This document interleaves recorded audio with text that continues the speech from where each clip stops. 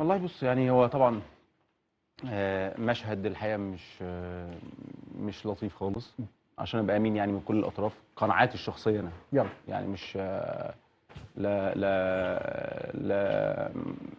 بحايد لحد او بتكلم على حد معين يعني، لكن المنظر كله من اوله لاخره احنا بنتكلم في 2025.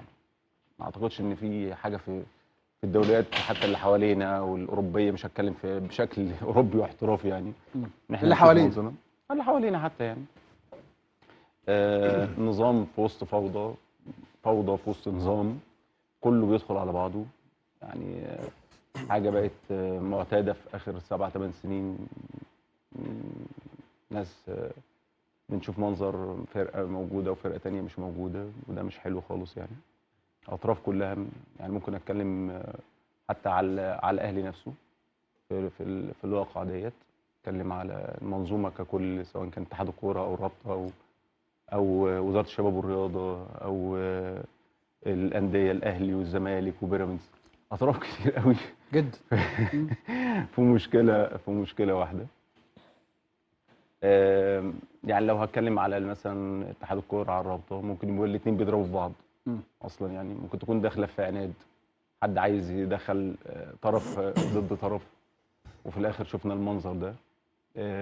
موضوع متكرر يعني، بس عشان بس ما يبقاش الناس بتاخد الاهلي في سكه ان ما بيطبقش عليه لوائح، وما بيطبقش عليه نظام، وما بيطبقش عليه ايه، وما بيطبقش عليه ايه، حاجات كتير قوي. وده ما كانش معتاد خالص حتى في الوقائع السابقه. لو بتتكلم على لائحه او بتتكلم على قانون، هو القانون ما بيبقاش الساعه 2 وبعدين الساعه 10 بالليل بيقفل. هو قانون صحيح. مظبوط. من 96 احنا بنشوف المنظر ده في العصر او الحقبه الزمنيه اللي احنا عايشينها يعني. 96 تحديدا 25 6 96، بمرور ب 9 4 ايام قادر عبد العظيم وايام مارك باتا اللي هو الحكم الفرنسي، وناهيك بقى على 2020 و2022 ولا 23 والنهارده يعني. فنظام مش مظبوط خالص.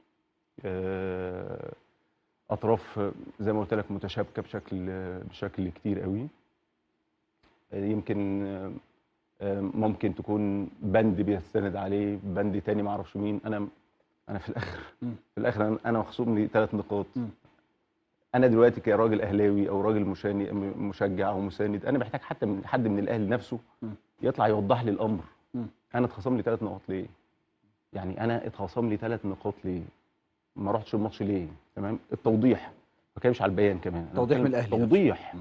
توضيح. ما انا مخصوم لي 3 نقاط ليه؟ في سابقه اول مره في حياتي يتخصم من الاهلي مش نقطه، ده 3. الاهلي انت عارف في حياته كلها عمره ما اتخصم منه 3 نقاط. عمره ما اتخصم منه 3 نقاط. عمره. هي بتعتمد نتيجه، لا 3 نقاط اللي راحوا بتعتمد نتيجه يعني، زي مباراه المحله مثلا. تمام. دي تعتمدت نتيجه، مباراه ما كملتش فاعتمدت 1-0 وكذا، وبعدين حصلت مشكله كبيره جدا يعني. لكن انا محتاج اعرف انا اتخصم مني 3 نقط ليه؟ اتخصم ال3 نقاط ليه؟ يعني طب انا خدت القرار، لو القرار صح، طب خلاص يبقى انت هيتخصم مني 3 نقاط ليه؟ مش مساله بقى 50-50 وشيل وانا اشيل. انا ما مقتنعش بالكلام ده خالص. انت تقييمك ايه للقرار نفسه؟ القرار الاهلي محتاج نفسه. بس حد يوضح لي كمان الاسباب. الاسباب. الاهلي نزل بيان والاهلي وضح فيه شويه حاجات، لكن انا محتاج حتى شرح. انا ما بتكلمش على الدوري، وانا على فكره انا معارض تماما ان حد يقول لي احنا عندنا في الدوري 44، وايه المشكله لما نخسر مباراه، وايه المشكله لما اخسر دوري. انا معترض تماما. انا اخسر كوره مفيش مشكله. معترض تماما على الجمله دي. انا ليا حق اخده. ليا حق اخد بقى 100 بطوله، اخد 120 بطوله، اخد. مالكش فيه انت، مالكش فيه. السلام عليكم.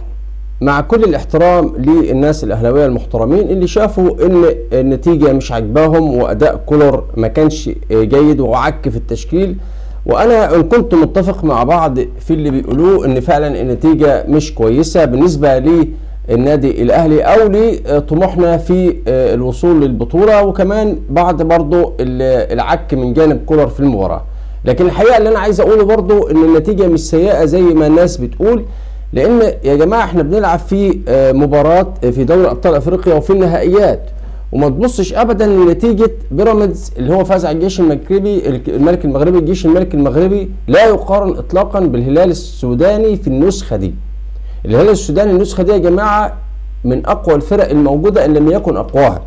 يكفي ان هو كان في مجموعه ميلودي صن داونز. فريق الهلال السوداني يا جماعه فريق قوي جدا، فريق السنه دي معد اعداد جيد، في لاعبين على مستوى عالي جدا، وكون ان انت فزت بهدف لا شيء، النتيجه انا في وجهه نظري مش وحشه ولا اي حاجه. كمان الاهلي متعود على اللعب في المباريات الافريقيه في الخارج تحت الضغط النفسي، فريق مش سهل حتى لو كان كولر بيعك يا جماعه، لكن فريق النادي الاهلي فيه من الخبرات واللعيبه والروح القتاليه اللي تقدر ان شاء الله ان ما حققتش الفوز هناك على الاقل ممكن تتعادل كمان وبنتيجه ايجابيه في موريتانيا. احنا مش عايزين نعمل ضغط على الفريق او عبء نفسي على الفريق. المباراه ما كانتش ترقى لطموح الجماهير، لكن الحقيقه الفوز مش وحش. انا في وجهه نظري فريق الهلال السوداني فريق قوي جدا جدا، وكمان في فرص ضاعت، يعني بأسامة ابو علي ضيع فرص، انانيه امام عاشور برضه ضيعت فرص. لو كان اي فرصه من الفرص دي جت كان هيبقى الكلام متغير، يعني 2-0 غير 1-0 اطلاقا اطلاقا اطلاقا. فكان اي فرصه من الفرص دي لو جت كنا ما كناش هنتكلم عن العيوب دي بشكل واضح جدا اللي ظاهره لكولر. كنا احنا متفقين ان هو طبعا بيعك، لكن كان في فرص كتير محققه ضاعت من النادي الاهلي، كان كفيله اي فرصه منهم لو جت كانت تغير الكلام اطلاقا. يعني انا شفت فرصه امام عاشور اللي كان وكان جراديشار كمان عنده فرصه مهمه جدا كان ممكن يبصيها وسام ابو علي، نفس اللي حصل مع امام عاشور، فرصه اورتين او حاجه لبن شرقي. برضه يا جماعه كان في فرص كتير للنادي الاهلي.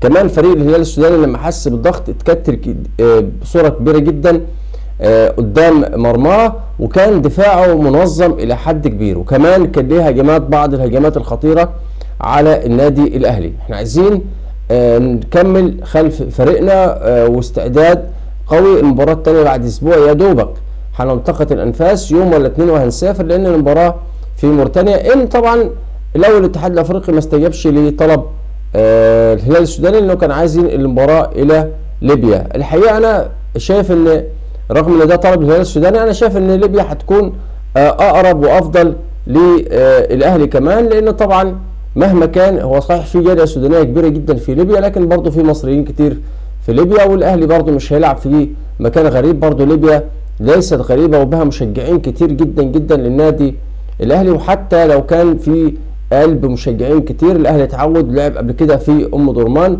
ولعب في المغرب تشجيع جنوني، ولعب في تونس. لا الاهلي موضوع الجماهير مش هتفرق معاه كتير جدا. احنا اللي يهمنا المباراه القادمه يكون في توازن، نقدر على الاقل نخطف هدف، هنكون قلبنا المباراه خالص ان شاء الله. انا متفائل باذن الله ان الاهلي هيكمل في طريقه باذن الله.